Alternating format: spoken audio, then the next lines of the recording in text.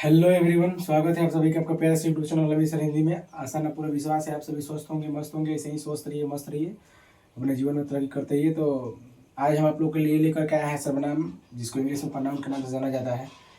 और हम चाहेंगे कि आप लोग जितने भी हैं सब लोग का अच्छा स्कोर आए, सब लोग का रिजल्ट बेहतर आए। अब आप लोग रिजल्ट बेहतर के लिए थोड़ा सा मेहनत करना जरूरी है। तो आप लोग इस वीडियो को स्किप मत कीजिएगा, शुरू से देखिएगा, ताकि समाज में जो भी समाज सॉरी आपका सर्वनाम में जो भी दिक्कत है उस दिक्कत दूर हो जाए। और हम चाहेंगे कि आपके जितने भी मित्र, साथी, सहयोगी जो भी हैं उनके पास भी ये वीडियो शेयर कर दीजिए, लाइक, कमेंट, सब्सक्राइब जो भी है वो भी कर दीजिए, ताकि सारे लोगों तक अच्छे से पहुंच पाए। आइए स्टार्ट करते हैं हम सबसे पहले सर्वनाम। सर्वनाम इंग्लिश में इसको कहते हैं हम लोग प्रोनाउन। सर्वनाम किसे कहा जाता है? संज्ञा के बदले जिन शब्दों का प्रयोग किया जाता है उसे कहते हैं सर्वनाम। उसे क्या कहते हैं प्यारे साथी? सर्वनाम कहते हैं। जैसे हम कहते हैं वह, यह, वह, मैं, तू, आप आदि, ये सारे जितने भी हैं ये क्या हो जाएंगे? सर्वनाम हो जाएंगे। हम लिखे हैं मोहन पढ़ता है, मोहन आम खाता है, मोहन के दो बहनें हैं। देखिए हम बार बार यहाँ पे क्या कर रहे हैं, रिपीट कर रहे हैं किसके बारे में? तो मोहन के बारे में। मोहन पढ़ता है, मोहन आम खाता है, मोहन के दो बहनें हैं। तो हम परिभाषा में लिखा है कि संज्ञा के बदले जिन शब्दों का प्रयोग किया जाता है उसे कहते हैं सर्वनाम। तो मोहन, देखिए मोहन आपका संज्ञा है, तो संज्ञा के बदले अगर हम जिसका प्रयोग करेंगे क्या कहलाएगा? सर्वनाम कहलाएगा। देखिए मोहन पढ़ता है, तो मोहन के जगह पे हम वह का भी इस्तेमाल कर सकते हैं। जैसे मोहन पढ़ता है, वह आम खाता है, तो मोहन के बोध कौन कर रहे हैं यहाँ पे? वह कर रहा है। और जब वह बोध करेगा तो क्या कहलाएगा? सर्वनाम कहलाएगा। अब लिख सकते हैं यहाँ पे उसके दो बहनें हैं। उसके बोध किसका कर रहा है? मोहन का बोध कर रहा है। ठीक, आगे मैं मूल सर्वनाम की संख्या कितनी होती है? तो मूल सर्वनाम की संख्या 11 होती है। मैं, तू, आप, यह, वह, जो, सो, कौन, क्या, कोई और कुछ। यहाँ तक क्लियर है? किसी को दिक्कत नहीं है? एक बार फिर से रिकॉल करते हैं कि सर्वनाम को इंग्लिश में प्रोनाउन के नाम से जानते हैं। संज्ञा के बदले जिसका प्रयोग किया जाता है उसे सर्वनाम कहते हैं। जैसे यह, वह, मैं, तू, आप आदि। उसके बाद वाक्य है मोहन पढ़ता है, मोहन आम खाता है, मोहन के दो बहनें हैं। तो हम यहाँ पे बार बार मोहन का इस्तेमाल न करके बल्कि सर्वनाम का इस्तेमाल करेंगे। अब कैसे करेंगे? तो देखिए मोहन पढ़ता है, मोहन पढ़ता है। अब यहाँ पर हम लिख सकते हैं वह क्या करता है? आम खाता है। दूसरा चीज हम लिख सकते हैं उसके उसके दो बहनें हैं। तो यहाँ पे हम उसके किसके लिए कर रहे हैं? मोहन के लिए कर रहे हैं। मोहन क्या है? संज्ञा है। संज्ञा के बदले जिसका प्रयोग करेंगे उसे कहेंगे सर्वनाम कहेंगे। मूल सर्वनाम की संख्या कितनी होती है? तो मूल सर्वनाम की संख्या जो है 11 होती है। कौन कौन? तो मैं, तू, आप, यह, वह, जो, सो, कौन, क्या, कोई और कुछ। ये 11 को जो होता है किसकी संख्या होती है? मूल सर्वनाम की संख्या होती है। ऑब्जेक्टिव क्वेश्चन से पूछा जाएगा कि मूल सर्वनाम की संख्या कितनी होती है, तो आप स्पष्ट रूप से बताएंगे कि 11 होती है। आइए आगे देखते हैं सर्वनाम के भेद। सर्वनाम के मुख्यतः कितने भेद होते हैं? तो सर्वनाम के मुख्यतः आपका 6 गो भेद होता है। कितना भेद होता है प्यारे साथी? 6 भेद होता है। कौन कौन? तो पहला होता है पुरुषवाचक सर्वनाम, दूसरा होता है निश्चयवाचक सर्वनाम, तीसरा होता है अनिश्चयवाचक सर्वनाम, चौथा होता है संबंधवाचक सर्वनाम, पांचवा होता है निजवाचक सर्वनाम, छठा होता है प्रश्नवाचक सर्वनाम। अब हम इसको बारी बारी से जानेंगे कि आखिर कौन कौन सर्वनाम कौन है। अब शुरू से अंत तक वीडियो में बने रहिएगा ताकि आसानी से आपको हम समझा सकें और आपका अच्छा स्कोर एग्जाम में आ सके, आपका एक भी प्रकार का दिक्कत एग्जाम में न हो। आइए देखते हैं हम। सबसे पहला देखेंगे हम पुरुषवाचक सर्वनाम। क्या देखेंगे प्यारे साथी? पुरुषवाचक सर्वनाम। पुरुषवाचक सर्वनाम, देखिए इसका परिभाषा होता है जिस सर्वनाम से बोलने वाले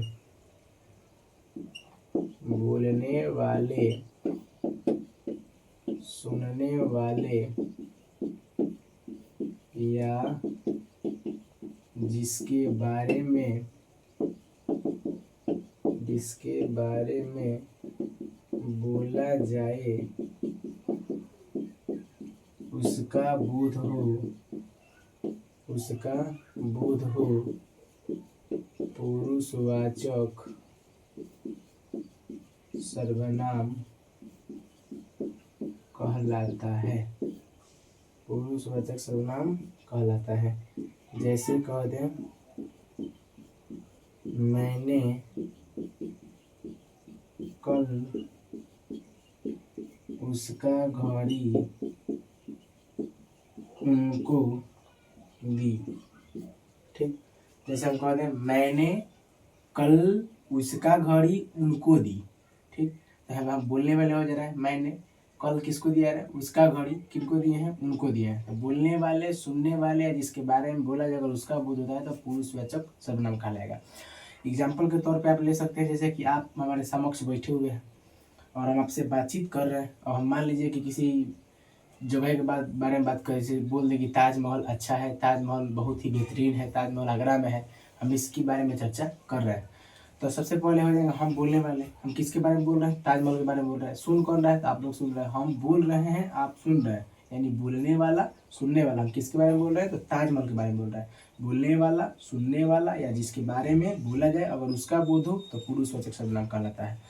पुरुषवाचक सर्वनाम के भेद कितने होते हैं, ये आगे देखते हैं कि पुरुषवाचक सर्वनाम के भेद कितने होते हैं। उम्मीद है कि आपको समझ में आया होगा। पुरुषवाचक सर्वनाम की बोलने वाले, सुनने वाले, जिसके बारे में बोला जाए अगर उसका बोध होता है तो पुरुषवाचक सर्वनाम कहलाता है। पुरुषवाचक सर्वनाम के 3 गो भेद होता है। पहला होता है उत्तम पुरुष, जिसको इंग्लिश में हम लोग फर्स्ट पर्सन के नाम से जानते हैं। दूसरा होता है मध्यम पुरुष, मध्यम पुरुष, इसको हम लोग जानते हैं सेकेंड पर्सन के नाम से। एगो और होता है जिसका हम लोग कहते हैं अन्य पुरुष, उसको हम लोग जानते हैं थर्ड पर्सन के नाम से। देखिए, बोलने वाले, सुनने वाले, जिसके बारे में बोला जाए अगर उसका बोध होगा तो पुरुषवाचक सर्वनाम। केवल सिर्फ बोलने वाले का बोध होगा तो उत्तम पुरुष, सुनने वाले का केवल बोध होगा मध्यम पुरुष, जिसके बारे में बोला जाएगा अन्य पुरुष। ठीक है, आगे बढ़ते हैं। दूसरा आपका है निश्चयवाचक सर्वनाम। निश्चयवाचक सर्वनाम एक बार फिर से हम रिकॉल कर लेते हैं आप लोग को। जिस सर्वनाम से बोलने वाले, सुनने वाले, जिसके बारे में बोध उसे कहते हैं पुरुषवाचक सर्वनाम। हम अगर बोल रहे हैं, आप सुन रहे हैं, हम जिसके बारे में बोल रहे हैं अगर इसका बोध होगा तो पुरुषवाचक सर्वनाम कहलाएगा। पुरुषवाचक सर्वनाम के 3 गो भेद होता है, उत्तम पुरुष, मध्यम पुरुष, अन्य पुरुष। जैसे कह दे कि हम एक एग्जाम्पल तौर पर ले लें कि मैं खा रहा हूँ, मैं खा रहा हूँ, तो मैं बोल रहा हूँ मैं खा रहा हूँ। बोले तू अच्छा है, तू क्या है, अच्छा है। तो किसके बारे में बोल रहे हैं, जिस सुन रहा उसके बारे में बोल रहे हैं कि वो क्या है, अच्छा है। तो मैं अच्छा हूँ, इसमें आ जाएगा उत्तम पुरुष में, तू अच्छा है मध्यम पुरुष में। उसके बाद हम बोल दें कि वह कल आएगा। वह कौन, तो वह, हम इस किसी को जानते नहीं हो, वह कल आएगा, तो ये क्या हो जाएगा, अन्य पुरुष। उसके बाद आपका आता है निश्चयवाचक सर्वनाम। इसमें हम ये लिख सकते हैं जिस सर्वनाम से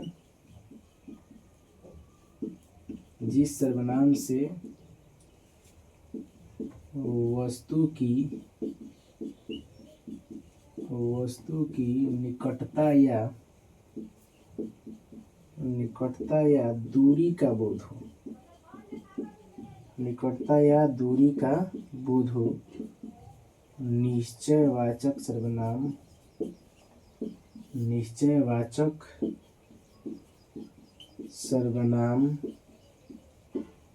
कहलाता है। निश्चयवाचक सर्वनाम कहलाता है।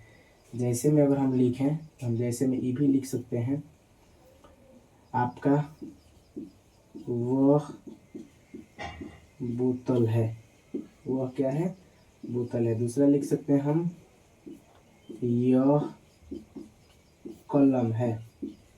तो देखिए, हम ये कह सकते हैं कि वह क्या है, बोतल है, वह क्या है, बोतल है। तो हम यहाँ पे दूरी का बोध हो रहा है। हम यही कह दें कि यह क्या है, कलम है। तो दूरी का और निकटता का बोध होगा तो क्या कहलाएगा, निश्चयवाचक। और निश्चित रहेगा कि वह क्या है, बोतल ही है। और ये भी निश्चित रहेगा कि यह क्या है, कलम ही है। जब निश्चित व्यक्ति की या निकटता या दूरी का बोध होगा तो क्या कहलाएगा, निश्चयवाचक सर्वनाम कहलाएगा। उम्मीद है यहाँ तक आपको समझ में आया होगा। हम अगला बताते हैं आपको। अगला क्या है, अनिश्चयवाचक। दो भी बता दिए हम। दोनों में अगर किसी व्यक्ति को दिक्कत है तो आप लोग कमेंट कर सकते हैं ताकि हम फिर से उस चीज़ को अच्छे ढंग से समझा पाए और बता पाए। ठीक है प्यारे साथी। तीसरा है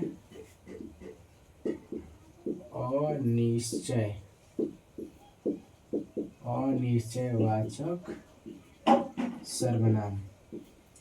अनिश्चयवाचक सर्वनाम यहाँ पर हम लिख सकते हैं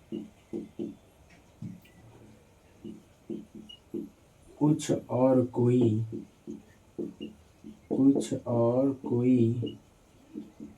अनिश्चय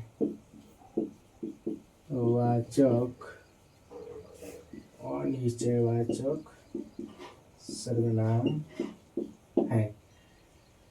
ठीक, जैसे में हम लिख सकते हैं या इसका परिभाषा एक और दे सकते हैं कि जिस सर्वनाम से अनिश्चित व्यक्ति वस्तु का बोध होता है उसे अनिश्चयवाचक सर्वनाम कहते हैं। यहाँ भी लिख सकते हैं कुछ और कोई अनिश्चयवाचक सर्वनाम है। जैसे हम कह दें कि नदी में कोई तैर रहा है। नदी में कोई तैर रहा है। दूसरा लिख सकते हैं नदी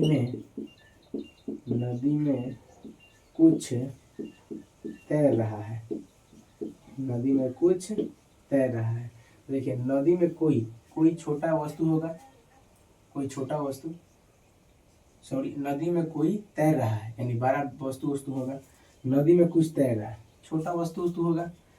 तो नदी में हर चीज़ तैर रहा है लेकिन कोई फिक्स नहीं है कि क्या तैर रहा है क्या नहीं तैर रहा है, छोटा वस्तु तैर रहा है कि बड़ा वस्तु तैर रहा है, इसकी कोई गारंटी नहीं है। ठीक, हम दूसरा भी लिख सकते हैं उसे खिलाओ। बताइए इसमें किसी गारंटी है किसको खिलाना है। हम चौथा लिख सकते हैं उसे बुलाओ। इसमें कोई फिक्स नहीं है कि हमको खिलाना है और किसको बुलाना है। जब कंठस्थ हम नहीं बता सकते हैं, जब कंफर्म जानकारी नहीं रह सकता है, जब स्पष्ट रूप से हम नहीं बता सकते हैं तो हर हाल में क्या होगा अनिश्चयवाचक। जिसमें कंफर्म नहीं रहेगा, हम स्पष्ट रूप से जान नहीं पाएंगे कि किसको बुलाया जा रहा है, तो क्या कहलाएगा अनिश्चयवाचक सर्वनाम। यानी कि अनिश्चित व्यक्ति अनिश्चित वस्तु का बोध होगा निश्चयवाचक सर्वनाम, निश्चित व्यक्ति निश्चित वस्तु का बोध होगा निश्चयवाचक सर्वनाम कहलाएगा। अगले आते हैं अगले टॉपिक पे। उम्मीद है कि ये भी आपको समझ में आया होगा। अगला आपका है, ये आपका अनिश्चयवाचक सर्वनाम हो गया। अगला आपका 4 नंबर है संबंधवाचक सर्वनाम।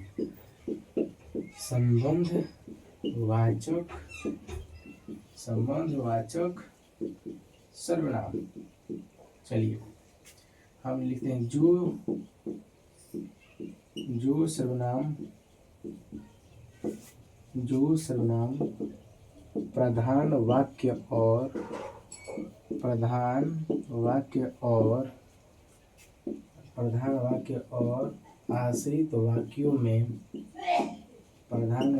और आश्रित वाक्यों में संबंध जोड़ता है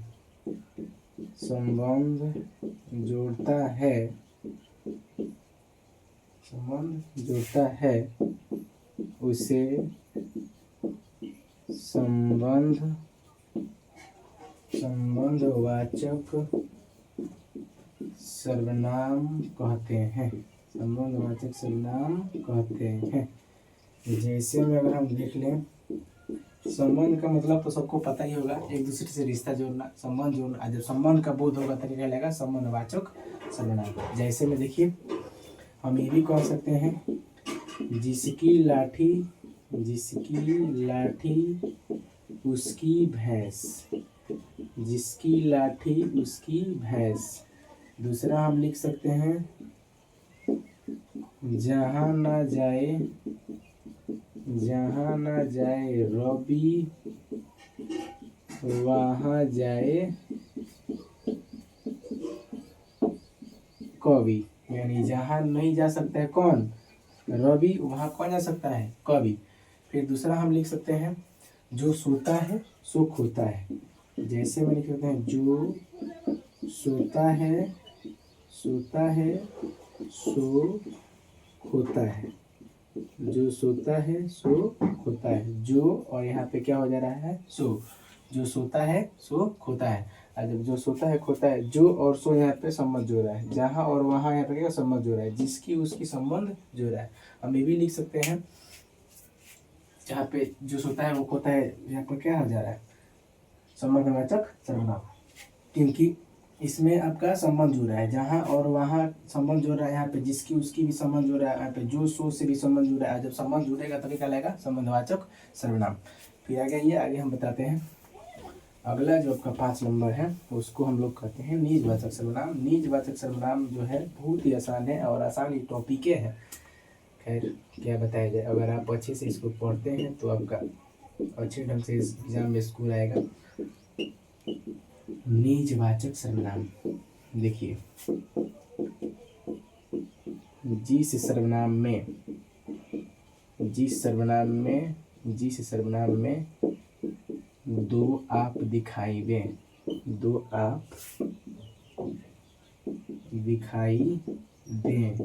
या जिस आप से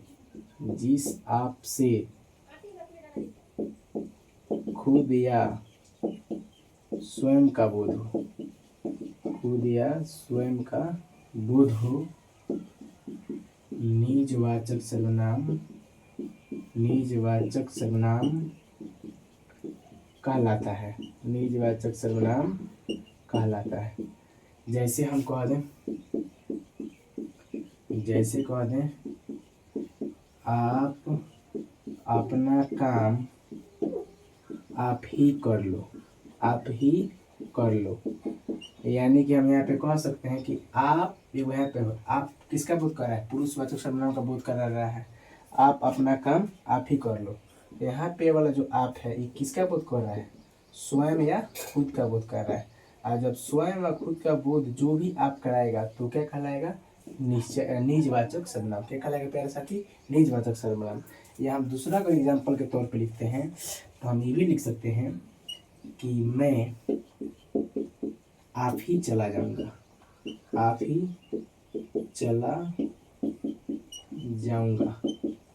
देखिए तो ई वाला मैं आप ही चला जाऊंगा, यानी मैं यहाँ पे क्या कह सकते हैं हम, मैं खुद या स्वयं चला जाऊंगा। आप जिस आप से खुद या स्वयं का बोध होगा वो हर हाल में क्या कहलाएगा, निजवाचक सर्वनाम कहलाएगा। एक और एग्जाम्पल पे लेते हैं हम,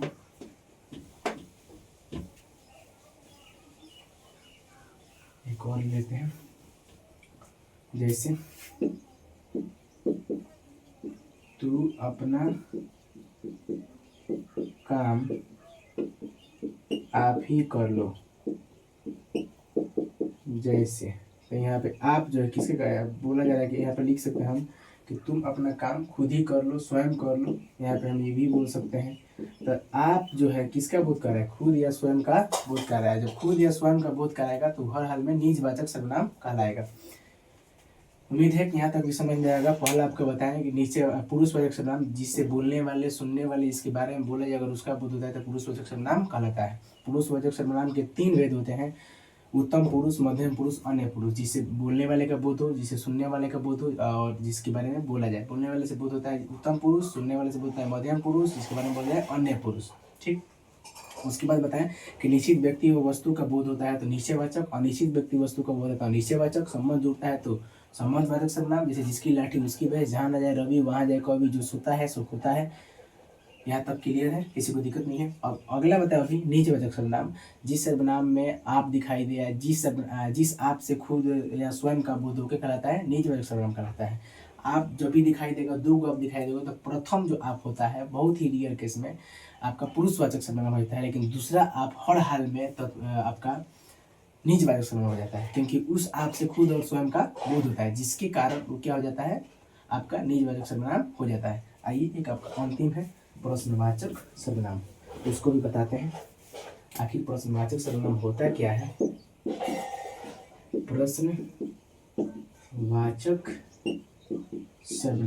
प्रश्नवाचक सर्वनाम, इसमें हम लिख सकते हैं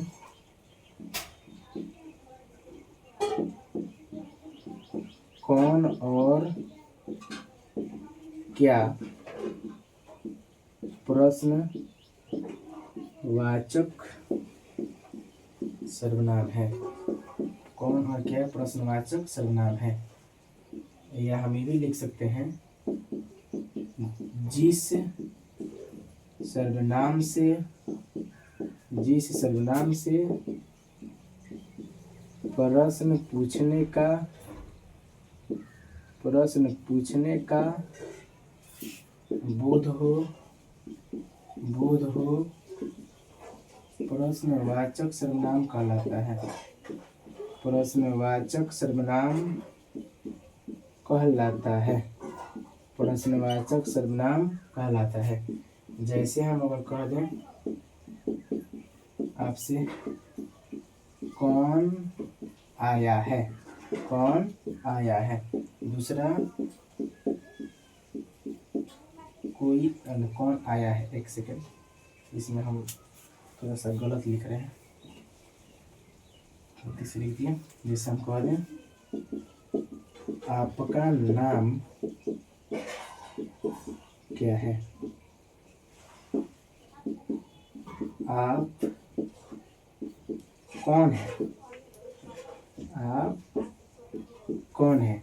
देखिए पहला चीज कि जब यहाँ पे क्या आ जा रहा है तो यहाँ पे किसका बोध हो रहा है, प्रश्न का बोध हो रहा है। यहाँ पे कौन आ जा रहा है तो प्रश्न का बोध हो रहा है। दूसरा पकड़ने का तरीका यही है कि इसमें क्या लगा हुआ है, प्रश्नवाचक चिन्ह लगा हुआ है। जिसमें प्रश्नवाचक चिन्ह दिखाई दे या क्या कौन दिखाई दे तो हर हाल में क्या हो जाएगा, प्रश्नवाचक सर्वनाम कहलाएगा। जिस सर्वनाम से प्रश्न पूछने का बोध होगा प्रश्नवाचक सर्वनाम कहलाएगा। आई होप कि आप सभी समझे होंगे। उम्मीद है कि आप सभी को अच्छे से समझ में आया होगा। अगर हमारा वीडियो पसंद आया होगा तो लाइक कमेंट सब्सक्राइब और ज़्यादा से ज़्यादा शेयर कीजिए, दोस्तों के पास शेयर कीजिए, ताकि उन लोग को भी जो सर्वनाम में दिक्कत होता है सर्वनाम में दिक्कत न हो। और प्रयास है कि अब हम अगले बार एक नया वीडियो लेकर के आएंगे। अगर इस वीडियो पे 100 लाइक 100 कमेंट अगर चला जाता है तो अगला वीडियो हम नया टॉपिक वाले फिर से अच्छे ढंग से लेकर के आएंगे, ताकि आपको किसी भी टॉपिक में दिक्कत न हो और आप अच्छे ढंग से अपने पढ़ाई को जारी रख सकें। उम्मीद है आप सभी समझ गए होंगे। जय हिंद, धन्यवाद।